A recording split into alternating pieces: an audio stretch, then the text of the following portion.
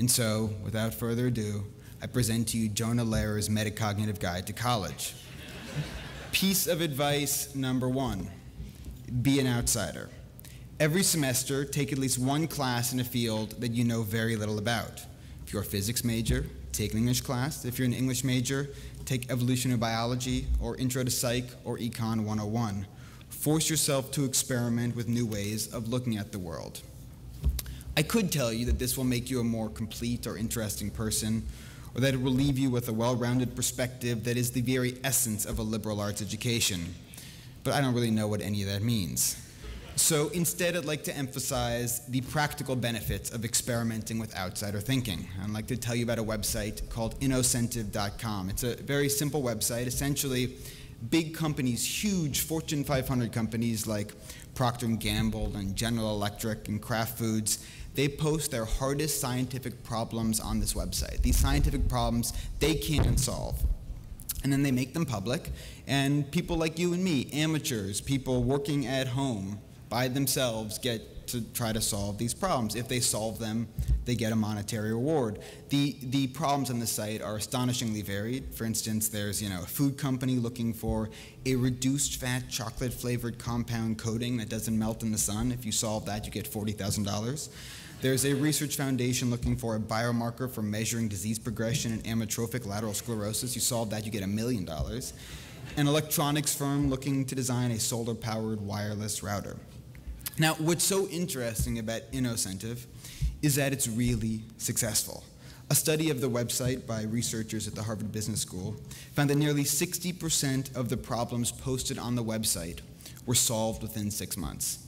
Think for a moment about how weird this is.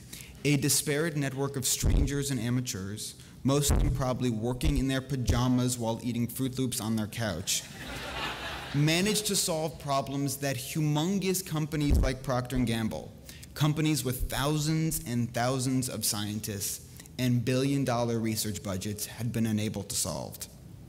And yet, often the problems were solved within days of being posted on the website. These problems that the companies assumed were impossible turned out to be relatively easy to solve.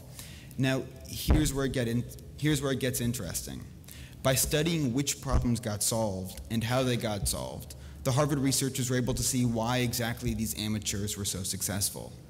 The key was being on the outside, working at the margins of their field of expertise.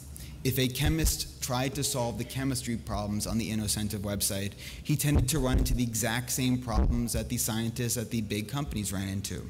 However, if a chemist tried to solve a molecular biology problem, they turned out to be much, much more effective.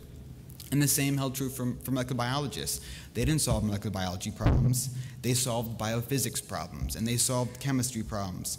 In other words, being outside a domain allowed people to come up with creative answers and more insightful questions. It allowed them to see what all those scientists at General Electric and Kraft and P&G couldn't see. The larger lesson is about being interdisciplinary. We live in an era of specialization and niches and private languages. As an undergraduate, you will be exposed to a dizzying archipelago of intellectual islands.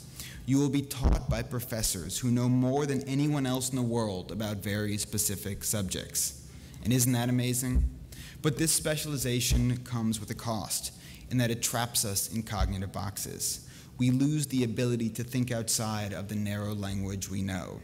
That's why it's so important to try to cross disciplines, not just because it's cool or fun, but because you'll think better.